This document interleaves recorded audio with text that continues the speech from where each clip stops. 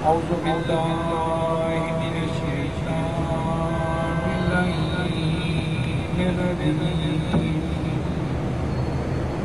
بسم الله الرحمن الرحيم الحمد لله الذي تجلى للقلوب بالأزمة واحتجب للأبصار بالعزة واقتدر على الأشياء بالقدرة الصلاة والسلام على أشرف الأنبياء والمرسلين حبيب إلهنا وطبيب نفوسنا وشفيع ذنوبنا بالقاسم محمد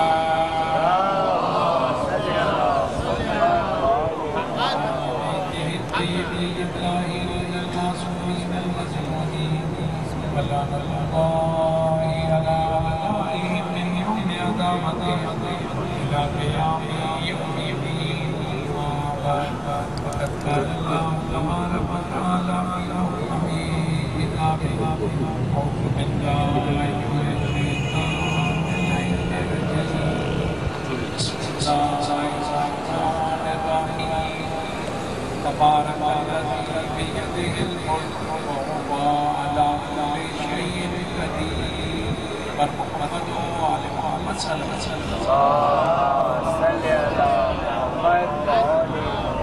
عزیزان گرامی جب بھی کوئی سارے سوال مجلس میں میں عزیزان سے ہمیشہ یہ عرض کرتا ہوں کہ خودے اپنے مرحومین کو یاد رکھنا جو نہایت پسندیدہ عمل ہے اہل بیت میں ہمار اور عزت کی نظر اور ان کی یاد کرنے سے انسان کو یہ بھی درس ملتا ہے کہ ہم بھی اس دنیا میں ہمیشہ رہنے والے نہیں ہیں جس طرح وہ ہمارے ہمیں چھوڑ کے حقیقی زندگی کی طرف اپنی اصل منزل کی طرف سفر کر چکے ہیں ایک نہ ایک دن میں بھی یہ سفر ضرور کیا ہے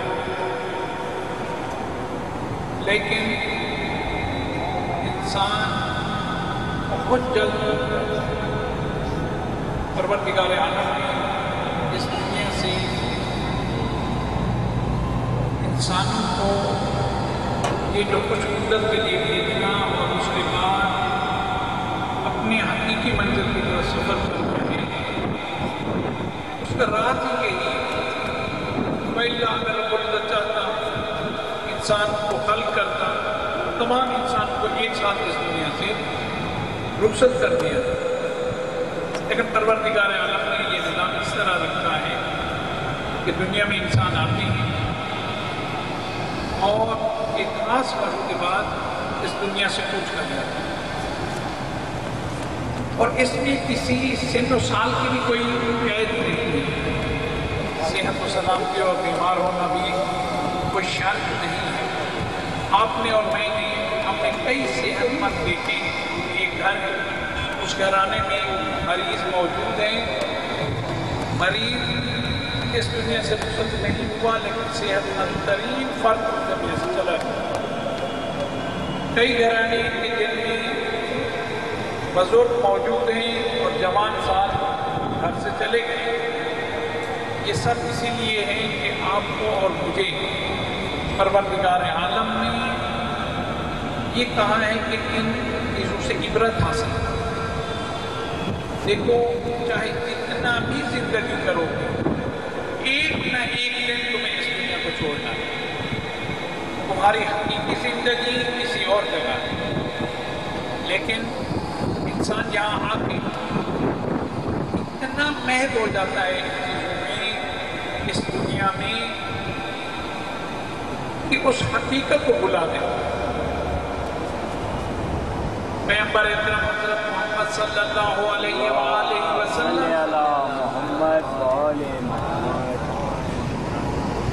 نے اسی بنیاد پہ ہمیں ایک درس دیا آپ فرماتے ہیں سیاتی زمان علی امتی،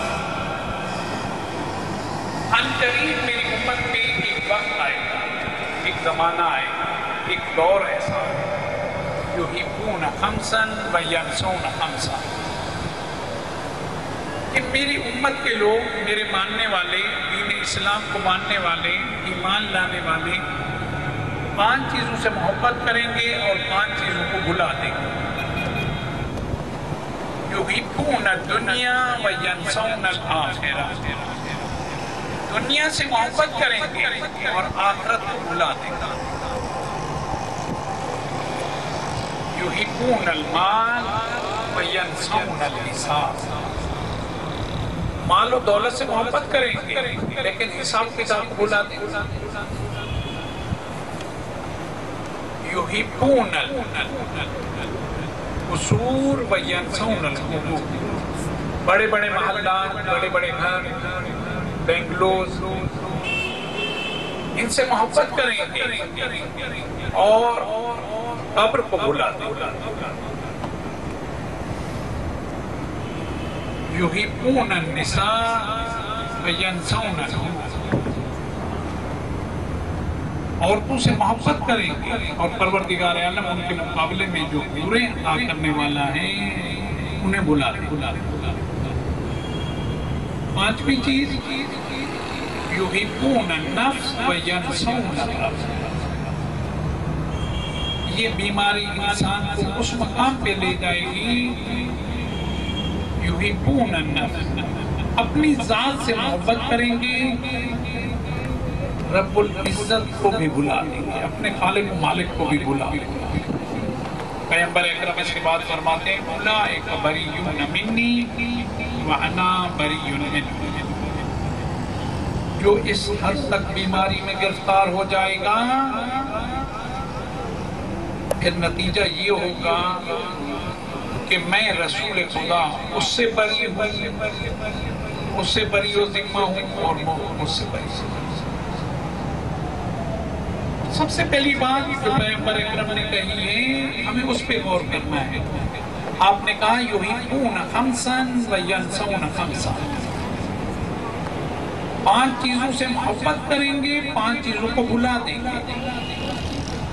جن 5 چیزوں سے محبت کریں گے انہیں بھی بتا دیا، جن کو بھلایا جائے گا وہ چیزیں بھی پیغمبر اکرم نے بیان فرما دی۔ سب سے پہلے کہا یحبون الدنیا و ینسون الآخرہ، دنیا سے محبت کریں گے، آخرت کو بھلا دیں گے۔ ایک چیز میں آپ تمام ساتھیوں کے لیے واضح کر دوں، پیغمبر اکرم نے یہ نہیں کہا کہ دنیا سے محبت نہ کرنا، کیونکہ دنیا سے اللہ محلہ محبت ہے، کسے نہیں ہے؟ کون ہے جسے اپنے گھر سے محبت نہیں ہے، اپنی اولاد سے محبت نہیں ہے، اہل و عیال سے محبت نہیں ہے، دوست سے محبت نہیں ہے، مومنین سے محبت نہیں ہے؟ کون ہے؟ ہر فرد آپ کو اس دنیا میں ایسا ملے گا جو دنیا سے محبت کرتا ہے۔ کوئی ہے جو اس دنیا سے جانا چاہتا ہوں؟ کوئی ایک بھی نہیں ملے گی۔ اگر دن نزدیک بھی آ گئے ہوں، شدید مریض بھی ہو گیا ہو، یہ علاج معالجہ کیا ہے؟ خواہش ہے اس دنیا میں باقی رہنے کی۔ تو پیغمبر اکرم نے بھی یہ نہیں کہا کہ دنیا سے محبت نہ کرو، کہا یحبون خمسا و ینسون خمسا، 5 چیزوں سے محبت کریں گے لیکن 5 کو بھلا دیں گے۔ فرمانا یہ چاہ رہے ہیں کہ ان 5 سے محبت ہے تمہاری، رہے گی، لیکن اس کے مقابلے میں 5 چیزوں کو بھلا نہ دینا۔ اس سے محبت تو کرو گے، دنیا سے محبت کرو گے لیکن آخرت کو نہ بھلانا، کیونکہ اگر دنیا سے محبت کرتے ہوئے تم نے آخرت کو بھلا دیا تو پھر تمہاری یہ دنیا و آخرت دونوں تمہارے لیے ویران اور برباد ہو جائیں گے، پھر تم دین کے قوانین کے مطابق زندگی نہیں کر سکتے۔ لیکن جب ایک انسان کو معلوم ہے کہ ایک دن مجھے اس دنیا سے جانا ہے، میری اصل منزل آخرت کے بعد ہے، اور یہ دنیا وہ ہے کہ جس کے ذریعے مجھے اپنی آخرت سنوارنی ہے، اگر آخرت کو نہ بھلائے، فراموش نہ کرے تو آخرت کو سنوارنے کی کوشش کرے گا۔ ایک شخص آیا امام جعفر صادق علیہ السلام، بارہ دیگر صلوات آگے کہاں کے محمد ہمیں اس دنیا سے جاتے ہوئے ڈر کیوں لگتا ہے، خوف کیوں؟ ہم اب آخرت کو پسند نہیں کریں۔ مولا نے کہا دیکھو ایک آباد جگہ سے ویران جگہ پہ جانا پسند کرتا ہے کوئی؟ کہا کوئی پسند نہیں کرتا۔ کہا لیکن ایک ویران جگہ سے آباد جگہ جانا کوئی پسند کرتا ہے؟ کہا ہر ایک انسان پسند کرتا ہے۔ یعنی آپ میں سے بھی جتنے ساتھی ہیں وہ اگر ان کے پاس کرائے کا مکان ہے تو اپنے مکان میں شفٹ ہونا پسند کرتے ہیں۔ اگر 2 بیڈ ہے 3 بیڈ کو پسند کرتے ہیں، 3 بیڈ ہے 4 بیڈ کو پسند کرتے ہیں۔ اگر ان کے پاس اپنا فلیٹ ہے تو بنگلے میں جانا پسند کرتے ہیں۔ ایک چھوٹی جگہ سے بڑی جگہ میں جانا انسان پسند کرتا ہے، ویران جگہ کی بجائے آباد جگہ جانا پسند کرتا ہے۔ کہا ہاں صحیح ہے کہ کوئی بھی آباد جگہ سے ویران جگہ نہیں جانا چاہتا۔ آپ نے کہا در حقیقت تم نے ابھی تک اپنی آخرت کو ویران رکھا ہوا ہے۔ اگر تم نے وہاں کچھ بھیجا ہوتا، اپنے لیے اعمال کے ذریعے وہاں کچھ بنا لیا ہوتا تو جانے کو بھی تمہارا جی کرتا۔ اس کے علاوہ معصوم امیر المومنین علی ابن ابی طالب علیہ السلام فرماتے ہیں جو دنیا کو غلام ہو گیا اس کی آخرت بھی اس سے چھین لی۔ لیکن جس کی دنیا غلام ہو جائے، جو پروردگار عالم کا مطیع ہو جائے، اس کا فرمان بردار ہو جائے، پھر یہ ساری کائنات مل کے اس کے غلام بن جاتے ہیں۔ ہمیں سے ہر ایک کو دنیا چاہیے، لیکن صحیح رستہ یہ ہے کہ ہم اپنے خالق مالک کے فرامین پہ عمل کرنا شروع کر دیں، یہ دنیا آپ کے اختیار میں آئے گی۔ اہل بیت اطہار نے یہی کیا اور یہی عمل کر کے دکھایا ہے۔ یہ پوری کائنات اہل بیت کے اختیار میں ہے یا نہیں ہے؟ یقیناً ہے، ہم سب کا عقیدہ۔ وہ جس وقت جس چیز کو جو حکم دیں وہ سب پہ اختیار رکھتے ہیں، چاہے جو سورج پہ بھی اختیار رکھتے ہیں، چاہیں تو چاند کے 2 ٹکڑے کر دیں اور چاہیں تو اس سورج کو پلٹا دیں۔ یہ سب ان کی غلامی میں۔ کیوں؟ کیونکہ وہ رب العزت کی غلامی میں۔ اس کے بعد دوسری چیز پیغمبر اکرم نے جو فرمائی ہے یحبون المال وینسون الحساب، مال سے محبت کرتے ہیں، حساب و کتاب کو بلاتے ہیں۔ اچھا کون ہے جو مال سے محبت نہیں کرتا؟ سب محبت کرتے ہیں۔ جو محبت نہیں کرتا وہ یقیناً آپ کو نظر اگر آئے اپنے مال کو گلی کوچے میں پھینکتے ہوئے تو سمجھنا وہ محبت نہیں کرتا۔ جس نے سنبھال کے رکھا ہوا ہے وہ محبت کرتا ہے، سب محبت کرتے ہیں۔ مجھے نہیں معلوم آپ اس کا اعتراف کریں یا نہ کریں، میں کہہ رہا ہوں میں مال سے محبت کرتا ہوں۔ پیغمبر اکرم یہ نہیں کہہ رہے کہ مال سے محبت نہ کرنا، کیونکہ یہ تو فطری ہے، کرے گا انسان۔ کہاں حساب و کتاب کو نہ بھلا دینا، مال سے اتنا محبت نہ کرنا کہ حساب کتاب ہی بھلا بیٹھنا، حرام و حلال کی تمیز ہی تمہیں باقی نہ رہے۔ جہاں سے بھی مال آ رہا ہو اسے تم جمع کرتے جاؤ، نہ دیکھنا کہ یہ مال کہاں سے آ رہا ہے۔ اگر حلال رستے سے تمہارے لیے بہتری ہے، لیکن اگر حرام رستے سے آ رہا ہے تمہارے لیے یہ مال نجات کا سبب نہیں بنے گا، بلکہ تمہیں دنیا میں فساد میں مبتلا کرے گا اور آخرت میں ایک آپ میں مبتلا۔ تو مال سے ہر ایک کو محبت ہے، کہاں مال سے تمہیں محبت رہنے والی ہے، لیکن حساب کتاب کو نہ بھلانا، حلال حرام کو نہ بھلانا۔ یحبون النساء وینسون الحور، دنیاوی عورتوں سے محبت کرتے ہیں۔ اچھا یہ انسان یہ جو کہا رہا ہے محبت کرتے ہیں، جن سے محبت کرنی ہے ان سے منع نہیں کیا جا رہا۔ بیٹیوں سے محبت کرنی ہے، اہل و عیال سے محبت کرنی ہے۔ کہا وہ جو جن کو دیکھنا بھی تمہارے لیے حرام ہے ان کی محبت میں گرفتار نہ ہو جانا، ان کی محبت میں انسان کب گرفتار ہوتا ہے؟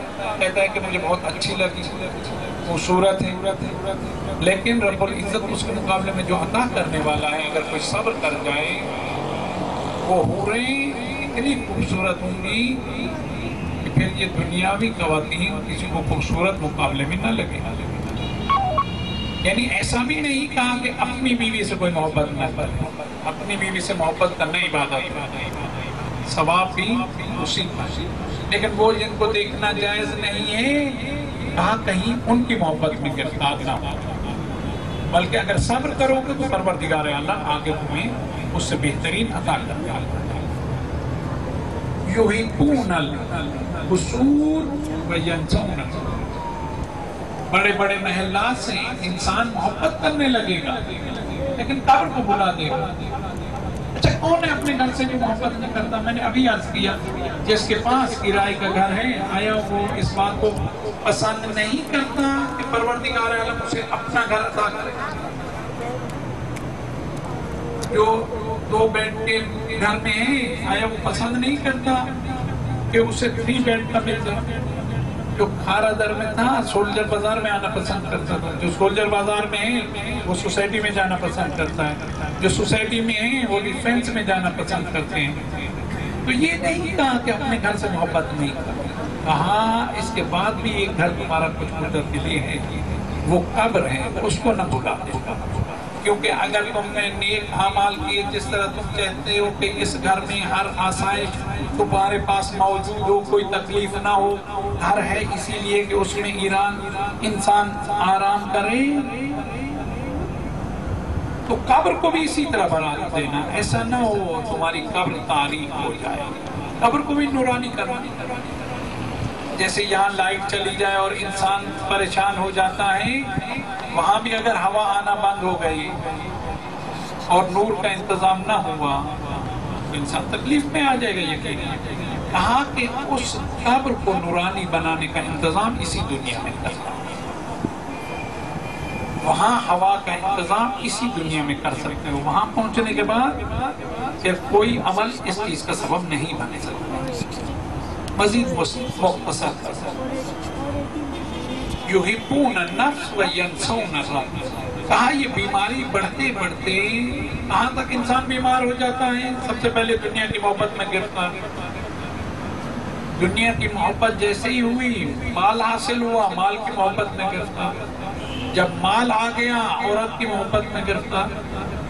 جب عورت کی محبت میں بھی گرفتار ہو گیا، مال بھی آ گیا اور بڑے سے بڑا گھر چاہیے، اچھے سے اچھے علاقے میں چاہیے. اس کے بعد بیماری اتنا بڑھ جاتی ہے، جب انسان ان بیماریوں میں گرفتار ہوتا ہے، آخر میں یہ ہوتا ہے کہ وہ بہن بھائی کو بلا دیتا ہے، عزیز و اقارب کو بلا دیتا ہے، غریب مومنین کو بلا دیتا ہے، غریب رشتہ داروں کو بلا دیتا ہے. ہاں اتنا یہ اس بیماری میں گرفتار ہو جاتا ہے. یحبون النفس، فقط اپنی ذات سے محبت، پھر نہ اپنے بہن بھائیوں سے محبت کرتا ہے، نہ والدین سے محبت کرتا ہے، نہ مومنین سے محبت کرتا ہے، نہ غریب سے محبت کرتا ہے. فقط اپنی ذات کو مد نظر رکھتا ہے، ہر چیز میں دیکھتا ہے کہ مجھے کیا مجھے کیا مل رہا ہے.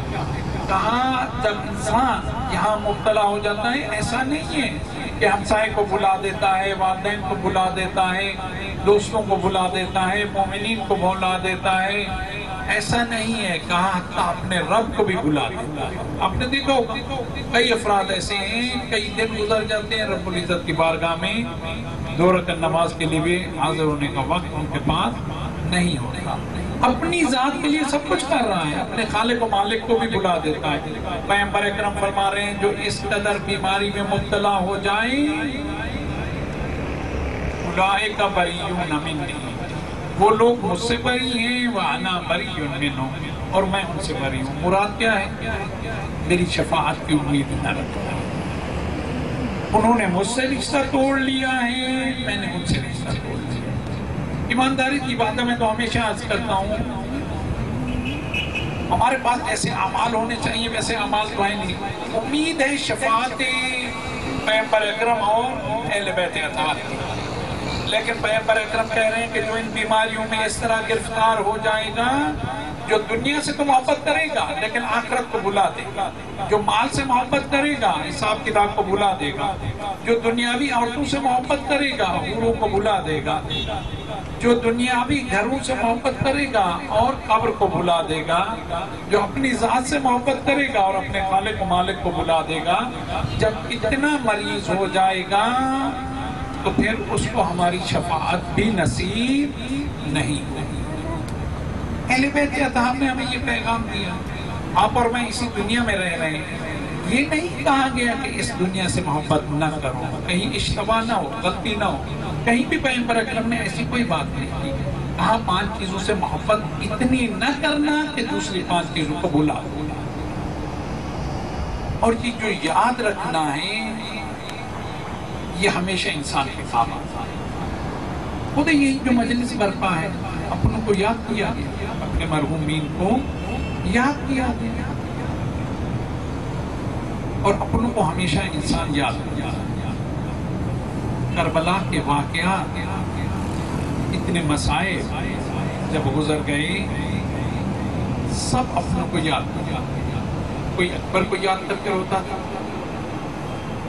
کوئی جناب قاسم کے رکنوں کو یاد کر کے روتا تھا، کوئی مولا حسین کو یاد کر کے روتا تھا، کوئی جناب عباس کو روتا تھا، سب رو رہے تھے، اور ان کا رونا جب تک زندہ رہے ہیں روتے رہے ہیں۔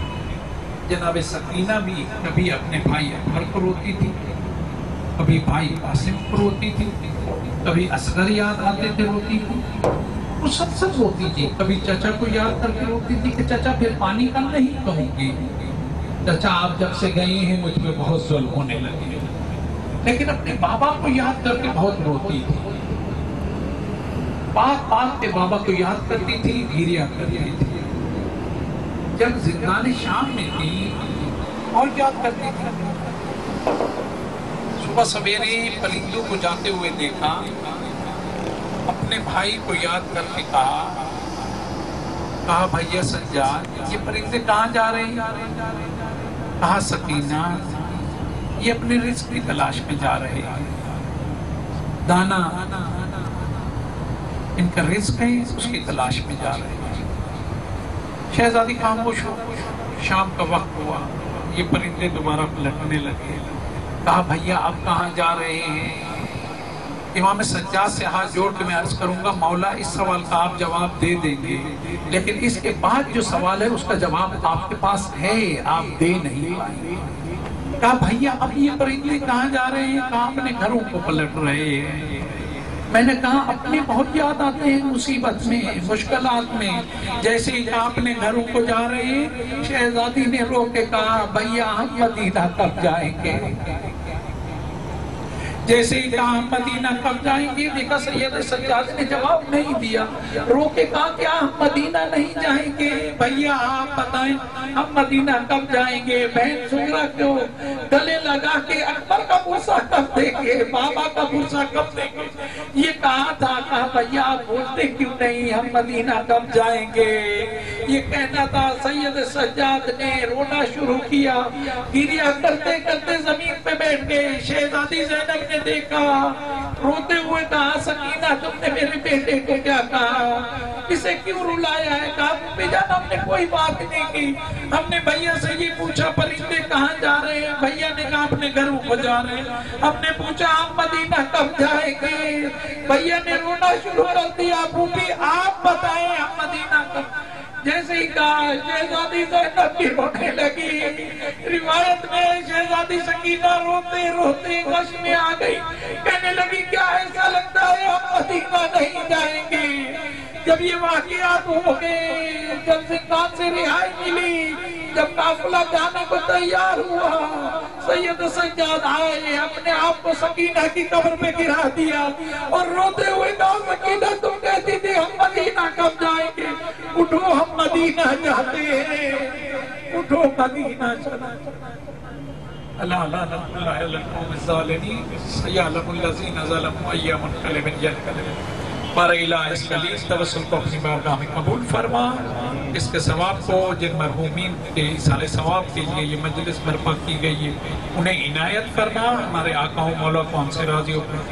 مردود فرما، ہمیں بہترین اعمال کر کے اپنے آقا و مولا کی خدمت میں بھیجنے کی توفیق عنایت فرما، جو حاجات مومنین کی برلا بار الہ مرحومین کی جن کے اصحال ثواب کے لیے مجلس تھی ان کی مغفرت فرما، جو مومنین یہاں موجود ہیں ان کے مرحومین کی مغفرت فرما۔ آخر میں آپ ساتھیوں سے میری التماس ہے کہ ایک بار سورہ الحمد اور 3 دفعہ سورہ توحید کی تلاوت کر کے جن مرحومین کے میں نے بھی نام لیے ان کے اصحال ثواب کے لیے اپنے مرحومین کو یاد کرتے ہوئے، وہ جنہیں کوئی یاد کرنے والا نہیں رہا انہیں یاد کرتے ہوئے، شہداء ملت کو یاد کرتے ہوئے، تمام مراجعین، علماء، ہر وہ شخص جو خدمت کر کے دین کی اس دنیا سے جا چکا ہے، ایک سورہ فاتحہ کی آپ سے التماس ہے۔ بسم اللہ الرحمن الرحیم، الحمدللہ